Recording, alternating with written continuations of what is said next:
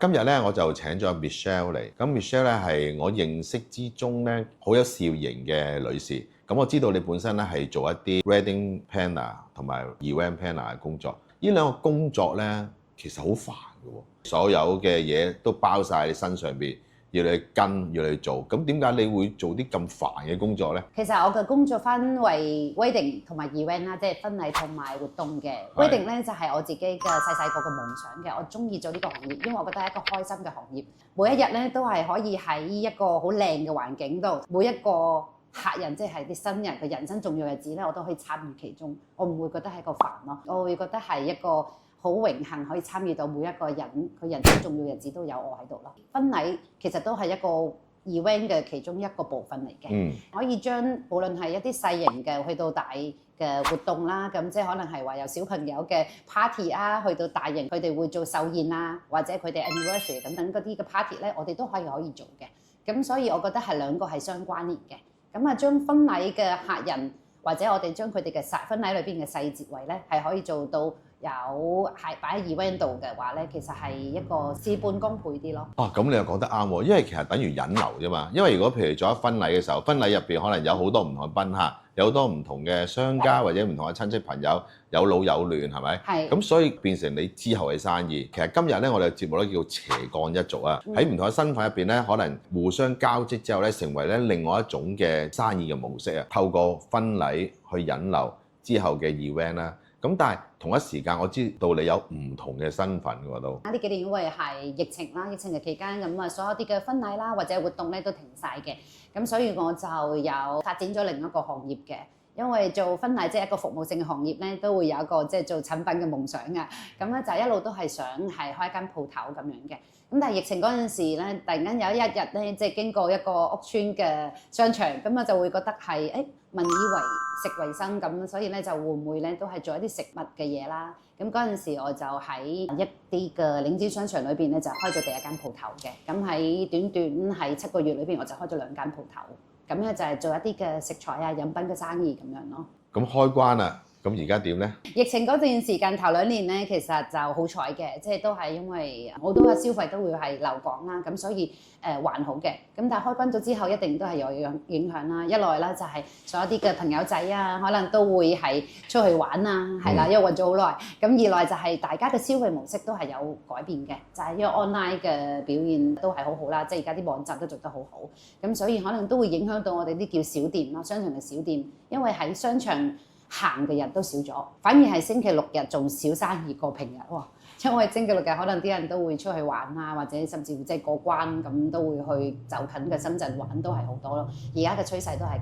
咁，所以對生意上面一定都係有影響嘅。我成日都話咧，其實我哋做咁多唔同類型工作嘅人咧，其實嗰個思維或者我哋個腦筋轉得好快嘅。咁我知道你喺唔同嘅商會咧，都擔任一啲好重要嘅職位嘅。咁其實呢啲職位對於你嚟講有啲咩幫助咧？原本參加商會嘅時候咧，其實係諗住即係等多啲人認識我呢個行業嘅，亦都會諗佢知道，即係譬如可能 wedding planner 呢個行業，我都係想俾多啲人知道呢一個行業嘅存在價值。有好多人會覺得係其實係揾朋友做就可以啦，或者係揾我啲姊妹會唔幫手就可以，話屋企人都可以幫當。但係其實我係好想去 educate 多啲人咧，知道呢個行業，無論係 wedding 或者係 event 嘅 planner 佢嘅重要性，就唔係話即係你識得籌備咁，其實你就係一個 wedding planner。其實我哋呢個優勝之處就係即係我哋參與到好多唔同嘅活動或者 wedding， 咁啊令到我哋會有個經驗喺度，我哋危機嘅處理啊，或者當日嘅一啲 ad hoc 嘅意外嘅等等，我哋會點樣去處理咧？我想入商會之前咧，就係覺得我想將呢一啲嘅意識可以帶到入去商會，等多啲嘅商家可以知道啦。咁當然我亦都係希望可以引流到自己嘅生意咯。咁都幾好喎，因為有好多人入商會就諗住攞生意，但係調翻轉就係你入商會咧，就希望教育佢哋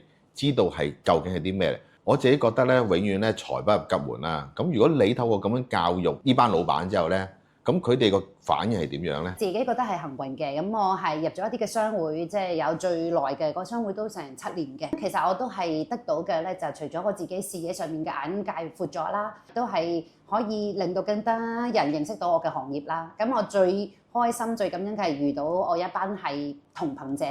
即係講緊我哋喺啲行業裏邊，即係我哋嘅鐵三角啊，或者係我哋啲行業聯盟。咁我哋就可以一齊去 pitch 一啲更加大嘅活動啊，或者無論係婚禮或者活動，婚禮上面我亦都有一班好似係疫情期間，咁我開創咗喺香港首間係同一啲唔同嘅酒店做嘅輕婚禮。咁呢個咧都係當其時我因為有商會嘅朋友，我哋一齊共同攞成本價啦，一齊去喺疫情嘅期間一齊去打造一個令到啲客人咧覺得攞對鞋就可以結婚嘅，就好簡單，即係可能係好少嘅預算裏邊就可以完成佢夢想嘅婚禮。咁呢個我都係覺得我係預料之外嘅。咁啊，亦都有一啲嘅同行者啊，可以喺做生意嘅路上面咧，我會覺得係我唔孤單，有一班人可以一齊跟，特別經歷咗疫情呢啲咁嘅情況。其實疫情入邊咧，產生咗好多唔同嘅工種出嚟嘅，係，同埋亦都有好多唔同嘅生意模式變咗出嚟。頭先你講咗咧，即係好簡單就可以結婚啦，攞對鞋就可以結婚啦，即係可能呢個係一個口號啦，但係令到人會諗起件事係好簡單。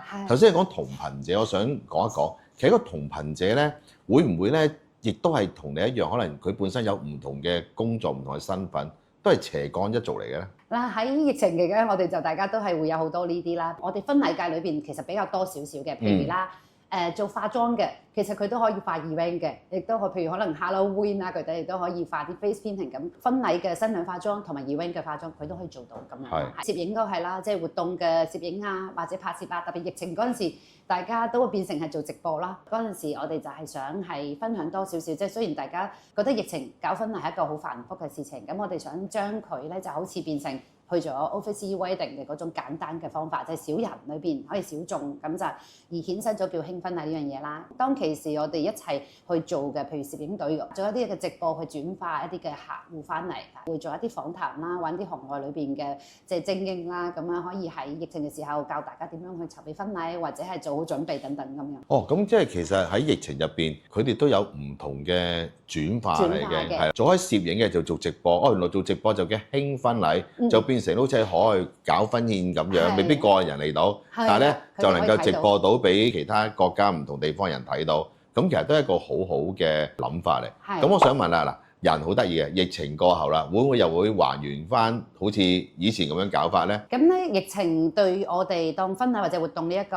行業咧，都係有改變嘅。好多客人咧，亦都曬搞咗嘅。所以對使錢嘅方面咧都係謹慎咗嘅。點解會係咁咧？因為疫情嗰陣時咧，頭先講緊有經歷咗輕婚禮啊，覺得原來咧可以好少嘅預算，其實都可以搞得好好睇睇嘅。即係當然背後嘅故事就係講緊當其時我哋大家都係攞一啲嘅成本，希望成本價出嚟去做好一件事，咁希望可以令到即係公司可以繼續交租啊，令到啲同事可以繼續返工咁樣嘅啫。咁但係疫情之後，我哋所有啲嘢回復正常嘅時候，我哋當然希望可以做到啲大嘅活動啊，或者大嘅婚禮。咁但係因為疫情嘅關係，其實所有啲嘅婚禮嘅 size 都係少咗。even 係活動可能喺個 budget 上面咧，都會係考慮多少少。咁呢個都係即係我覺得都係有影響嘅。咁所以好難翻去疫情之前啊。